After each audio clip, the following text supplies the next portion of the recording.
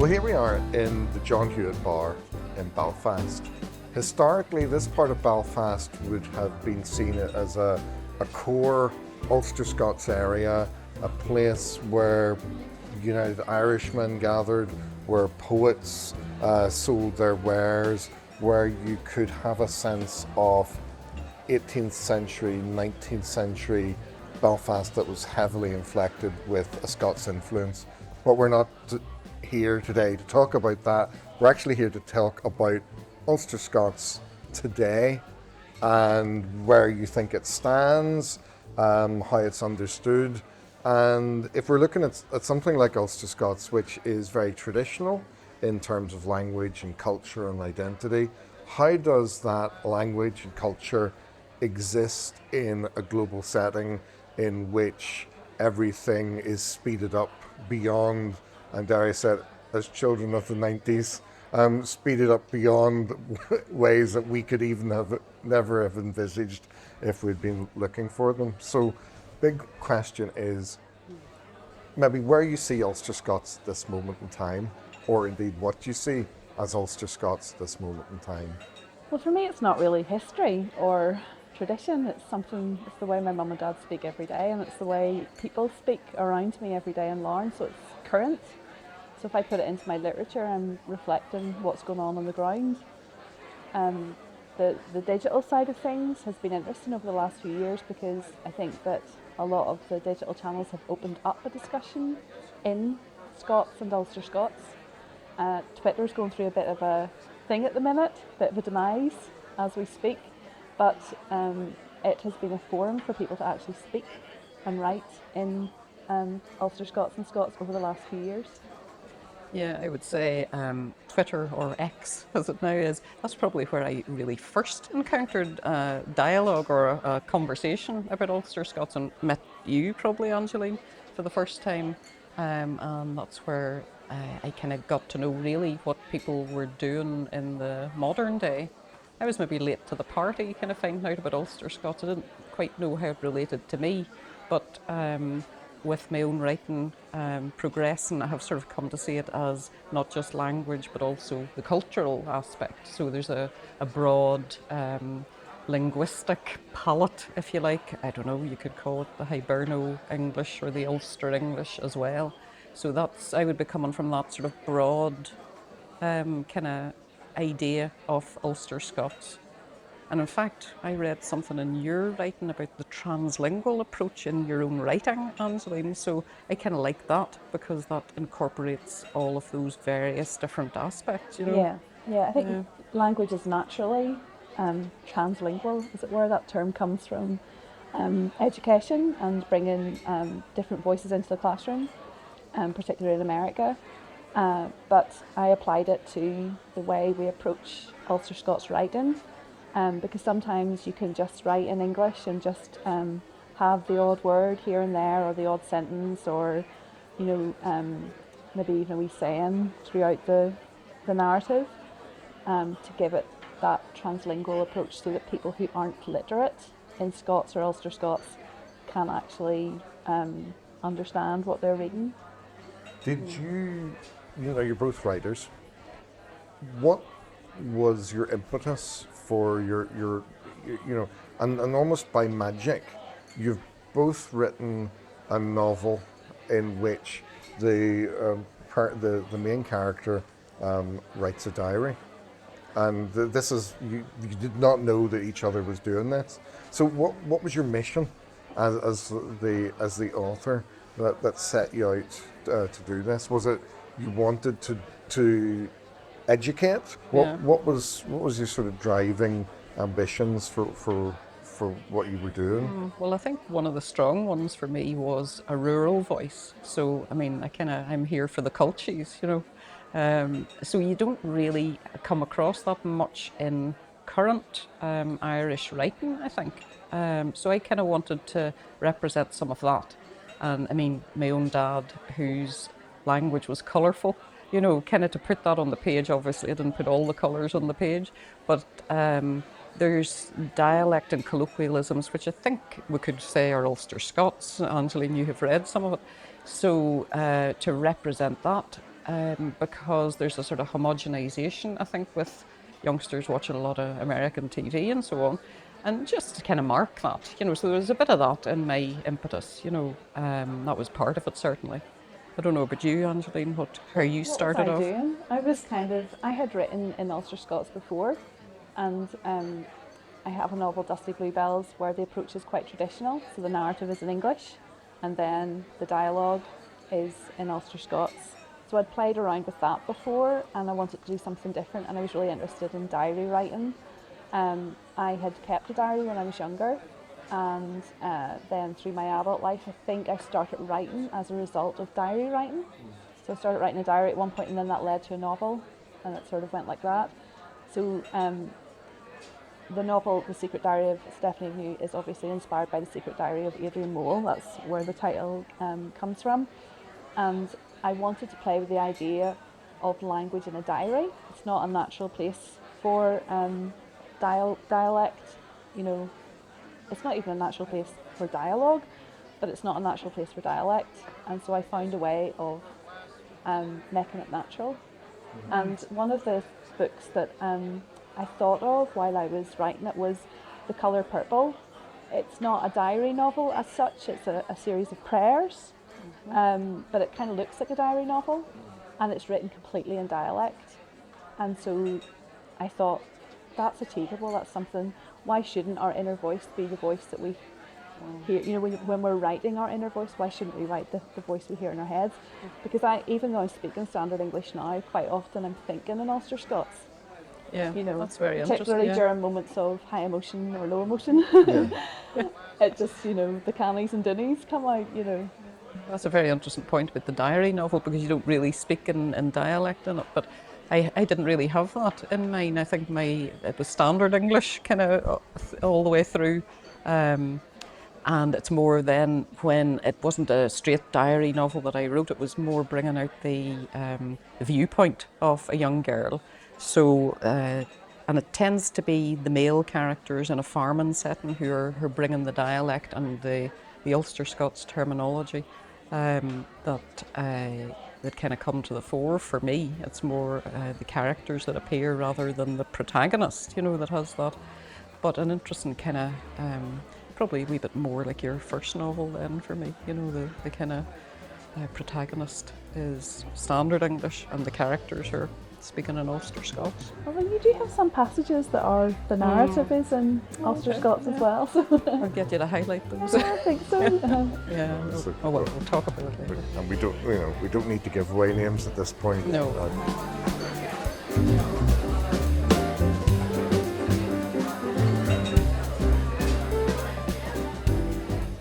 You talk about the dangers of homogenization. What are the things that Ulster-Scots is actually quite good in fighting homogenization and the sort of identity? If we look, if we have things like Netflix or other streaming services, there's almost 4 or 5 different types of film that you get again and again and again. Yeah. What can Ulster-Scots do to counter that, do you think? Well, it's a good question. There's somebody in my house who if there's a local accent appears on Netflix or somewhere, that kind of switch it off, can't bear it because it's too close to home or something. Or maybe doesn't sound genuine enough. But I think that kind of embracing or cultivating those local accents and dialects and languages can bring to the fore all of those cultural differences in a way that maybe the bland Americanization kind of doesn't, and it gives an opportunity for those voices to sort of maybe come through. It mightn't be at everybody's taste, but I think it gives that opportunity, Because we're extremely hard on local voices, because on one hand there's that cringe element, but it's also because that local voice has to be perfect. Sometimes the people won't, and it's very, very rare to please everybody with the particular voice. Well, I think that actually a lot of TV programmes are doing really well at the minute if they have the regional voices in them. So did you watch Blue Lights? Yeah. So Blue Lights was just full of Ulster-Scots or Ulster English, was full of our local dialect, and they're just I think that that was a big part of its success. I normally wouldn't watch crime at all, but it heard it in my ear, went past it, and just found myself sitting down because the voice was so familiar. Dairy Girls, it was just full of boken and whatever else. It was just so funny, and part of the appeal was the regional voice, not just probably for us. We were hearing our voices, but people abroad were probably tuned into something different as well. So I think that there are lots of programmes that are actually doing really well at the minute because they are incorporating the regional voice, and maybe the Ulster-Scots revival has had an impact on that. Even just silly things like word of the day and stuff, people are beginning to like realise that actually that word's not used in England, it's just used here. And so that's given people a better sense of themselves. And I think there still is quite a strong cringe factor. I mean, I'm surrounded by people who say, oh, Ulster-Scots, what's that even, you know?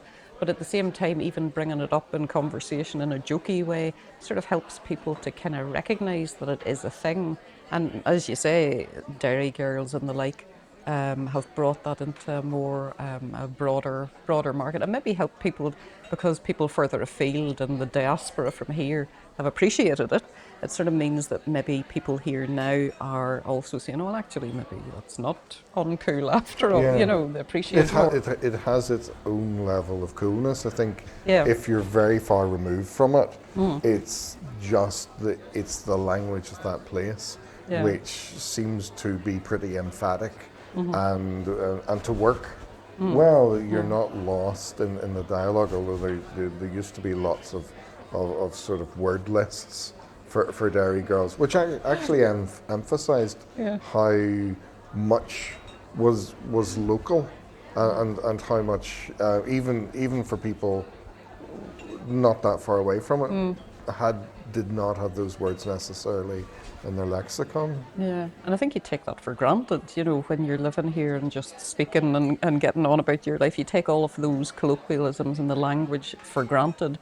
And if you're elsewhere, you know, family living in England and Wales and further afield, I think then you come to value it a lot more. You sort of, you give it its place more. Where I think maybe it's sort of useful for us to also see the value in that heritage and what has come through and acknowledge that as well, you know. Do you think that there's a point in your life where you begin, in similar ways to people who want to find out about either their DNA, Ulster-Scots and Irish become things that sort of bubble up culturally? Yeah, definitely. All those things are covered in pretty much all my work. I do a lot of like genealogy as well as part of my novel writing, so definitely. But I think that I don't really get the cringe thing. I find a lot of humour in Ulster-Scots, so it doesn't make me cringe at all. I think maybe the politics around it makes people cringe. I don't know.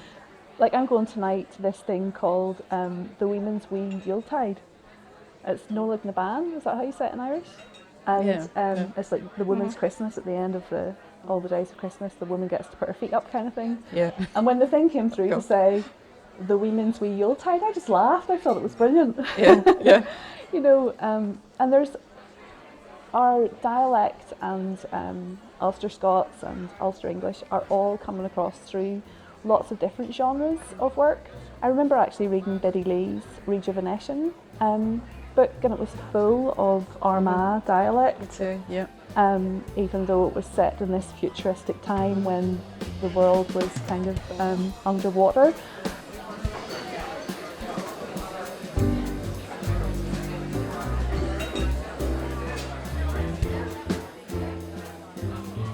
I think it's as much about the labelling that sometimes maybe people feel there's an artificial aspect to it. The labelling of Ulster-Scots, it's been a made-up thing. But I mean, I was having a think to myself, I hadn't really come across all of those traditions until relatively recently. Again, it's maybe a midlife thing, you start thinking about these things. And I think maybe people they're not informed, or they don't fully appreciate where their languages come from. So the application of the label, it feels alien to people, and they sort of go, oh, that's some sort of fake thing, we don't want that, you know. So I mean, I was sitting thinking one night, like, why is the label is so problematic? Why do people have this thing hanging over the label? So then I started trying to come up with a better label.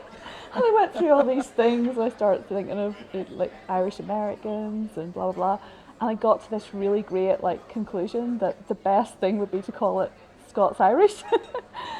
And when we were younger, we used to say Scotch Irish. It wasn't Scots. And I thought to myself, but that's the term that's already used in America, so it kind of applies as well. I don't know if it's maybe controversial to say that, because I did a couple of courses in Donegal where I was facilitating, and women had come from further south of Ulster, and they all made the observation, why is this called Ulster-Scots? Because we say these words here too. We have that Scottish influence down near Galway and so on, and you know, so there's that as well, like the Scots influence does run a bit deeper through the country. That's interesting, because it made me think the modern writers or current writers that come to mind, Michelle Gallen's novels particularly are very strong in their language as well. Not strong language, strong in their Ulster-Scots and colloquial. I think sometimes it's a generational thing. Scots-Irish was a term that the linguist Greg initially hit upon before he changed his mind to Ulster-Scots. And it's also what's included and what's excluded. I think the difficulty is the label always is problematic because it, as inclusive as it tries to be, there's somebody or there's some group left out of the equation, and I think it's the imposition of something that's not seen to be authentic, and that the old joke that sort of goes along with it, you know, that Ulster-Scots is a DIY language for orange men. Well, that's such a you can understand how that joke works. I've read about that since. Yes. But this whole, I think you've avoided a whole. You were there for all the bad stuff, so I came into No, this I wasn't. world. I wasn't there for all of the bad stuff. I came into the world when it was, I think, the first phase of the revival was over. You're just so much older than me. so many years. No, I'm only joking. But I do think I missed the hard bit when all these people were going through the initial phase of the Ulster-Scots revival. They were coming up against it in the press. I was living abroad at that time. I didn't like. I also wasn't aware. I was in Holland going through a little bit of a language revival in my own head, because I was starting to hear these sounds and thinking, why does everything sound like home here? And then, you know, from there kind of took an interest. And I remember one day I just went out and bought the Cambridge Encyclopedia of the Irish Language, and sat big giant book and just sat and read the whole thing, because I was so intrigued by the similarities between Dutch and what my mum and dad were speaking, which I did not know to be Ulster-Scots at that time. That word wasn't used in my life. And then came back home, and everyone was talking about this Ulster-Scots thing, and I actually didn't know what they were talking about. I had no idea what they were talking, and I didn't take an interest either. See, that I was probably even came to things even later than you, because I would have been in Germany at that time. Stage 3. Yeah, Stage 1, stage 4, stage 2, and then the hairy hands. So I took a bit of abuse in the beginning. By the time you came along, then you probably just sailed through it. Yeah, well, I suppose I maybe wasn't going for a strong Ulster-Scots. You know, it wasn't Ulster-Scots throughout my writing. It was more of a sprinkling, you know. And so maybe I've been very kind of diplomatic and kind of just stayed carefully on the sidelines.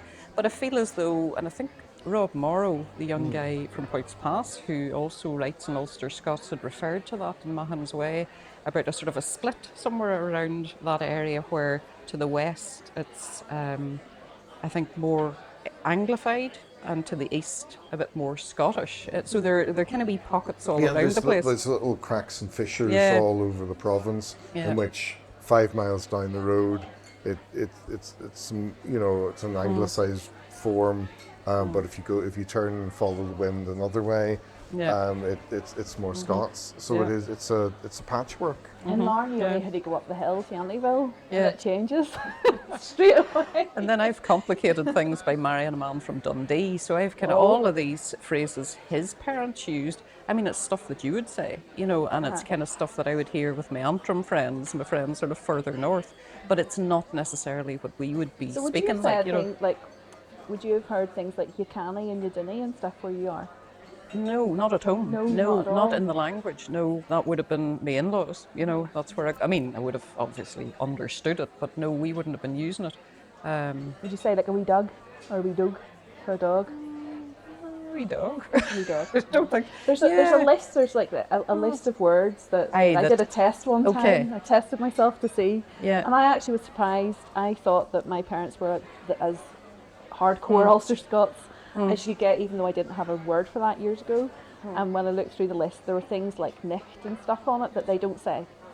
I Yeah. don't think Larne people have said nicht for well over 100 years. Okay, Probably like yeah. I know that they probably did in the 1800s because we have the work of But what's his name, McHenry. Yeah, but then you also have the growth of a town. Well, you know, and the gentrification that comes with Absolutely happened in Larne. The As, gentrification you is know, really something that's that. been crucial to the town. But that would be different to other places. Yeah. And It is true, there was that in Larne. It was quite a posh place at a certain point, and you had a lot of English people coming over. And so you're laughing. I was just Lauren's a bit of a posh place. That's not what I thought the last time I went through. yeah, you have a place that's a port, so that was sort of a resort town as It well was at a one point up until up until about 1969. Yeah. But yeah, Larne for me was where I went to get the ferry to go to Scotland to university, you know, which our And you didn't protagonists think of had in calling common. in? I didn't think of calling in. But we have to say, you should have that Yeah, I should have. to get yourself prepared for Stranraer, Yeah, because it's quite a shift then. Once you go to Stranraer, the accent is just Yeah, that's such strong. well, I find it quite strong anyway. So you're also saying it's like a decompression chamber, Yeah, it is. where you can prepare and then sort of That's it. you know And then decompress. you've got a bit of an ear for it. Yeah. And by the time you get to Stranraer, then you have to take in the rolling R. What's it called again? The trill?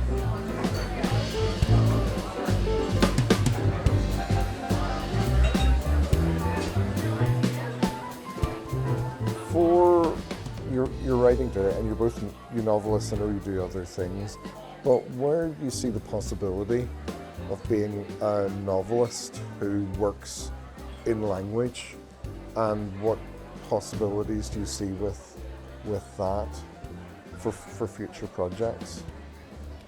I think it shouldn't really matter, or you shouldn't really have to even bring attention to the fact that you're using dialect in your work or you're using Ulster-Scots language in your work. Now, I've used it in various stages. My first couple of novels were completely standard English, to the point where I go back to the very, very first one I wrote that was never published. And it was in this really formal English that now embarrasses me. It's kind of like, you know, I've moved so much further on.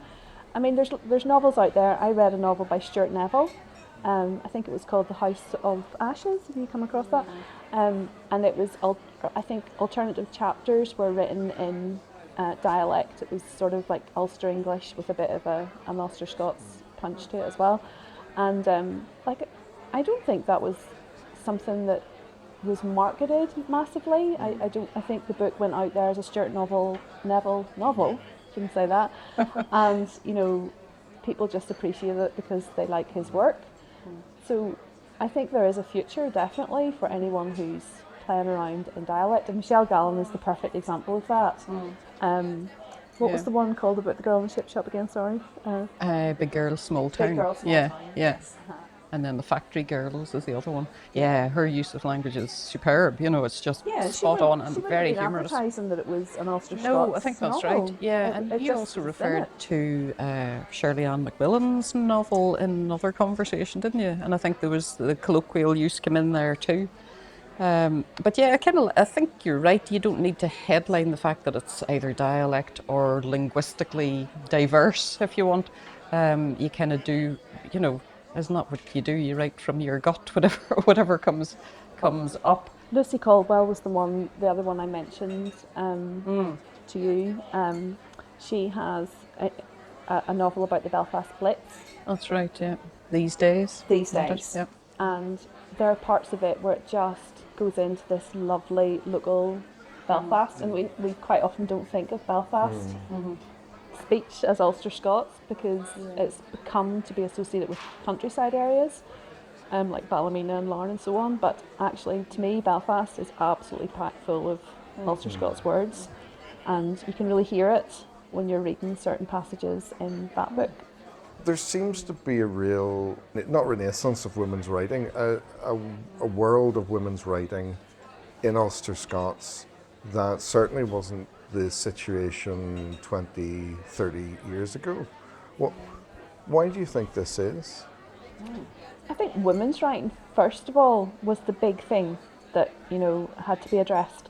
So in what year was it? About 2016 or 15 maybe, Jane Talbot set up Women Aloud, NI, and the women who joined that all had the same problems.